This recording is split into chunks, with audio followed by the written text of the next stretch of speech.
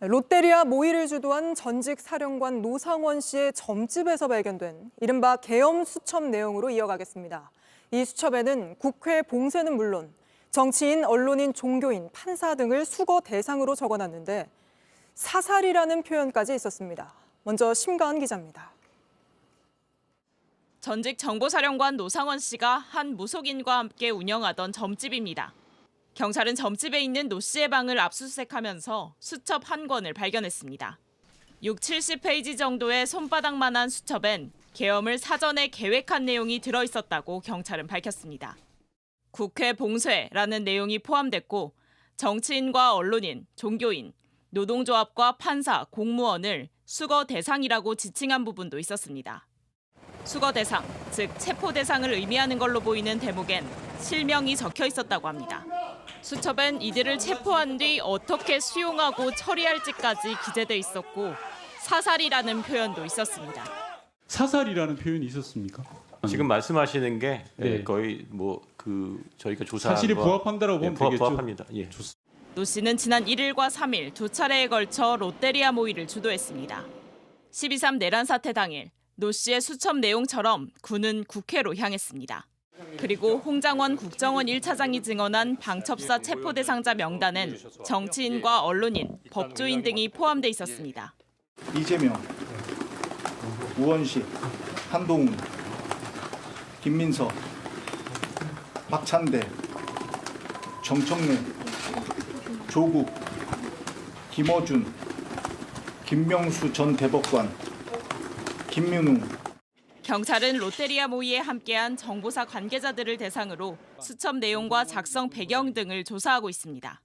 JTBC 심가은입니다. 이런 노상원 씨가 올 초부터 전북 군산의 한 무속인을 여러 차례 찾아가서 군인들과 준비 중인 일이 있다. 이 일만 잘 끝나면 대통령실에 들어간다며 내가 대통령실에 갈 수 있겠느냐고 물은 걸로 확인됐습니다. 오래전부터 계엄을 모의해온 정황인데 노 씨는 특히 이 무속인에게 김용현 전 장관의 사주도 보여주며 날 배신하지는 않겠느냐 여러 차례 집요하게 물은 걸로 파악됐습니다. 오원석 기자의 단독 보도입니다.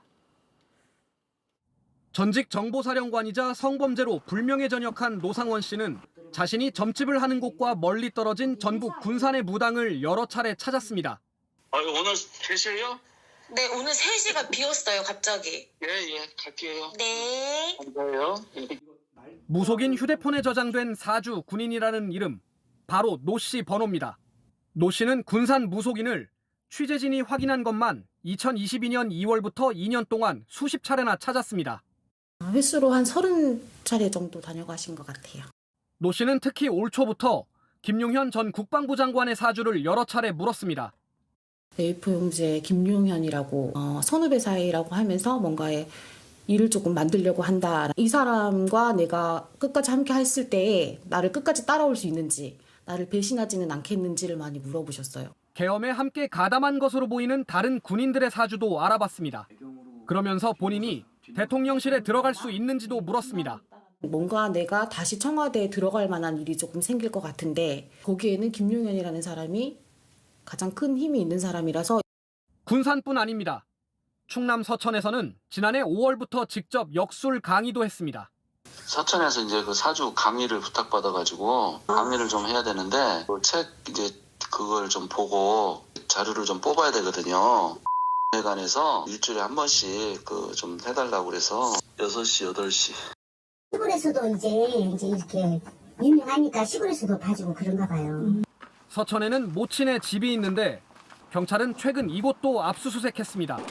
JTBC 오원석입니다. 윤 대통령은 계엄 실패 직후 지하 벙커 안에서도 기밀 장소로 통하는 결심 지원실이란 곳에서 대책 회의를 했습니다. 윤 대통령은 여기에 20분 정도 머물렀던 걸로 파악됐는데 검찰은 이 회의에서 2차 계엄이 논의된 건 아닌지 조사하고 있습니다. 김혜리 기자의 단독 보도입니다. 결심지원실은 지난 4일 합참 지휘통제실을 찾은 윤석열 대통령이 소수 인원만 모아 회의를 한 장소입니다. 여기엔 김용현 전 국방부 장관과 박안수 전 계엄사령관 등 핵심 인사가 참석했습니다. 검찰 특별수사본부는 어제 또 다른 참석자인 최병욱 안보실 국방비서관을 불러 조사한 것으로 파악됐습니다.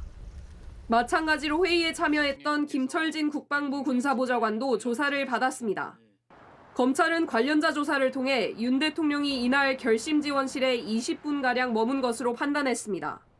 윤 대통령은 이 회의에서 국회 법령집을 가져오라에 살펴본 뒤 김 전 장관과 박 전 사령관 등만 남기고 회의를 이어간 것으로 알려졌습니다. 검찰은 이 회의에서 무슨 얘기가 오갔는지 확인 중입니다. 박 전 사령관은 검찰 조사에서 대통령의 침묵이 길었다는 취지로만 진술한 것으로 파악됐습니다. 하지만 국회의 계엄 해제 요구안 의결 2시간 후인 새벽 3시에 충남 육군본부에선 장성을 비롯해 고위 간부 수십 명을 태운 버스가 서울로 출발했다가 30분 만에 다시 돌아갔습니다. 윤 대통령 등 핵심 인물들이 2차 계엄을 진행하려 했던 것으로 봐야 하는 것 아니냐는 의혹이 제기된 이유입니다. 검찰은 지난주 육군본부를 방문해 버스 운전기사와 탑승자들을 상대로 현장 조사도 벌이면서 2차 계엄 시도 의혹과 관련한 수사에 본격 돌입했습니다. JTBC 김혜리입니다. 한덕수 대통령 권한대행이 내일 국무회의에 윤 대통령 내란 특검법과 김건희 여사 특검법을 올리지 않기로 했습니다. 내일 수용해서 가능한 빨리 특검을 꾸리자는 게 야당 요구인데 한 권한대행은 시간을 더 달라면서 일단 거절했습니다. 강희연 기자입니다. 한덕수 대통령 권한대행 겸 국무총리는 내일 국무회의에 김건희 여사 특검법과 내란죄 특검법을 상정하지 않을 방침입니다. 총리실 고위 관계자는 여러 법률적 요소를 살펴봐야 한다며 야당을 향해 좀 더 시간을 주십사 부탁한다고 했습니다. 야당은 한 대행에 대한 탄핵을 추진하겠다고 압박하며 법안을 내일까지 공포하라고 했으나 한 대행은 이러한 요구를 끝내 수용하지 않은 겁니다.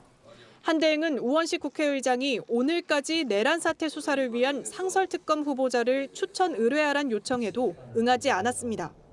총리실 고위 관계자는 현 시점에서 우리가 할 수 있는지 좀 더 심사숙고해야 된다며 난색을 표했습니다. 총리실 내부에선 국무위원 줄탄핵으로 국무회의까지 무력화시키겠다는 야당 내 주장에 불쾌하다는 기류가 있는 걸로 파악됩니다. 5명을 탄핵을 시켜버리면 국무회의가 의결을 못합니다. 그렇죠. 국무회의는 3분의 2로 의결하도록 되어 있거든요. 총리실 고위 관계자는 책임 있는 정당으로서 진지하게 말씀하신 거라고 생각하긴 쉽지 않다고 꼬집었습니다. 다만 거부권 행사 시한이 내년 1월 1일로 일주일여밖에 남지 않은 상황에서 한 대행의 고민은 더 커질 걸로 보입니다. 대행 체제의 근본은 헌법과 법률을 충실히 지켜서 정책 간의 일관성이라든지 정합성 이런 것들을 계속 지켜나가겠습니다. 김 여사 특검법과 내란죄 특검법을 분리 대응할 거란 전망도 나오고 있지만 어느 쪽으로든 거부권 행사 시 야당의 거센 반발이 예상됩니다. 전날 특검법을 공포하지 않으면 한 대행을 탄핵하겠다고 했던 민주당은 탄핵이 곧 가시화될 거라고 밝혔습니다. JTBC 강연입니다. 계엄 선포 당일 저녁 김건희 여사가 강남구의 한 성형외과에 방문했다는 주장이 야당 의원을 통해 나왔습니다. 저희 취재진이 이 병원의 CCTV를 확인해 보니 실제 김 여사가 탄 걸로 추정되는 검은색 카니발 차량이 병원 건물에 들어가는 모습이 담겨 있었습니다. 먼저 김필준 기자의 단독 보도입니다. 더불어민주당 장경태 의원은 김건희 여사가 비상계엄 선포 당일 강남구의 한 성형외과를 찾았다고 주장했습니다. 김건희 씨는 12월 3일 비상계엄 당일 저녁 6시 25분에 들어가 계엄 1시간 전 저녁 9시 30분까지 3시간 동안 성형외과에 있었습니다. 카니발 하이리무진 차량 번호